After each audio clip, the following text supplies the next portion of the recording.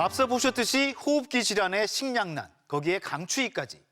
주민들의 일상은 고단하지만 북한 텔레비전은 연일 2022년 대승리를 거뒀다고 자화자찬하고 있습니다. 네, 반면에 북한 박세계는 아직도 코로나와 자연재해 그리고 식량난으로 고통받고 있다는 특집 프로그램까지 방송했다고 합니다.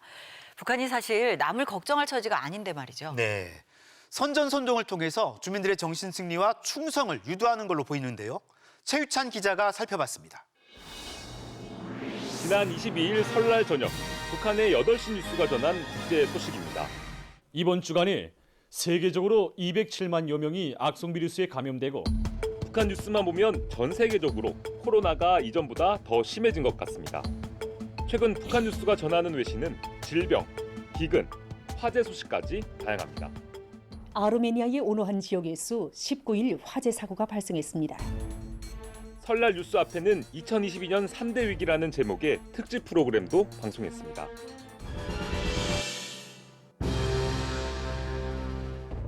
(3대) 위기란 전염병, 자연재해, 그리고 식량 에너지 대란입니다.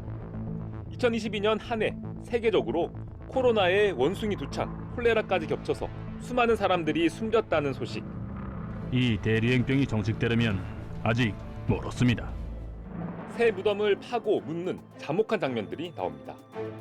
현실 속에서는 세계 많은 나라 사람들이 백신을 맞아 면역을 갖추고 이제는 마스크도 벗고 해외여행을 다니지만 그런 소식은 단 한 줄도 없습니다.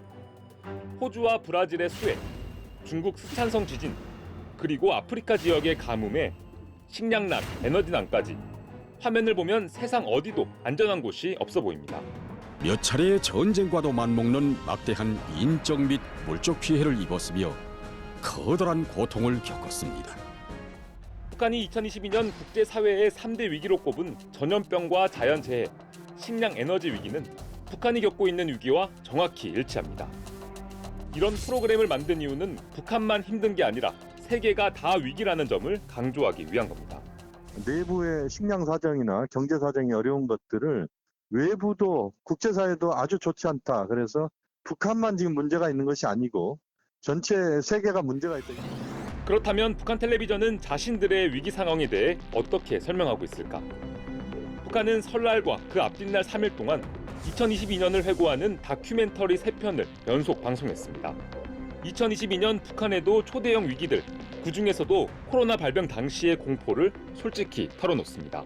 때는 나라의 방역 기반과 보건 토대가 취약하고 2년 남아 지속된 방역 위기로 하여 경제 형편이 매우 어려운 상태에서 사상 초유의 위기를 헤쳐나가야 하는 것이었습니다. 첫날에 다 쓰러져 죽는 줄 알았습니다. 39도 8분 나올 때 누구도 들어왔다 나가는지. 북한 방송이 늘 그렇듯 이 위기를 김정은 위원장이 진두 지휘해 불과 80여일 만에 코로나를 해결했다고 장황하게 설명합니다.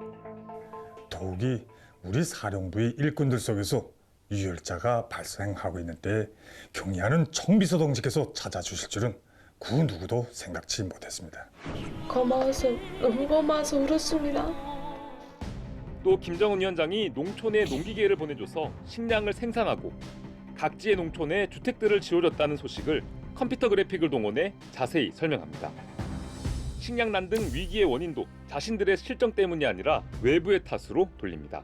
군주의 세력들의 대결 및 제재 소동, 식량 가격 조작 행위로 하여 식량 위기 해결 전망은 더욱 묘연해지고 있습니다.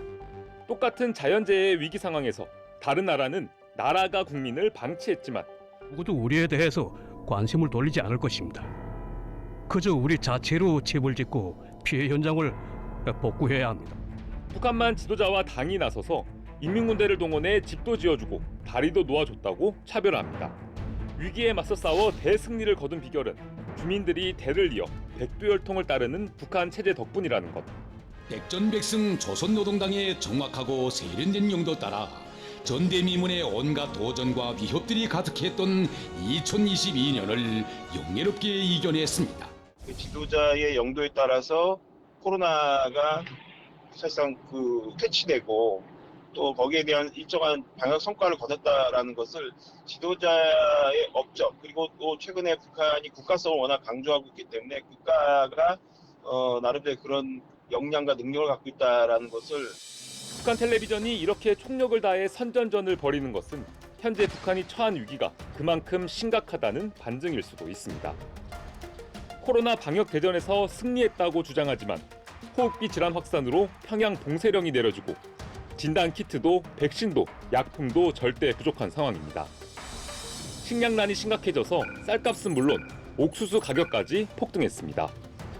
하지만 해결책은 딱히 보이지 않는 상황. 북한은 주민들에게 허리띠를 졸라매고 자력 갱생할 것과 애국미라는 명목으로 쌀을 나라에 바치고 고철과 분뇨 비료까지 모아 내놓을 것을 강조합니다. 북한 체제가 그 어려운 국면들을 돌파하면서 김정은 위원장을 중심으로 해서 잘 풀어나가고 있다. 이것을 강조하면서 주민들의 어려운 상황들을 좀 더 위무하고.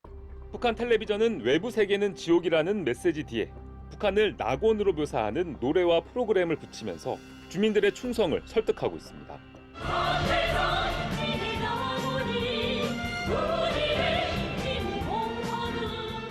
하지만 공허한 승리의 노래는 선전선동을 통한 정신적 위로가 필요한 현실을 말해주고 있습니다. 통일전망대 최유찬입니다.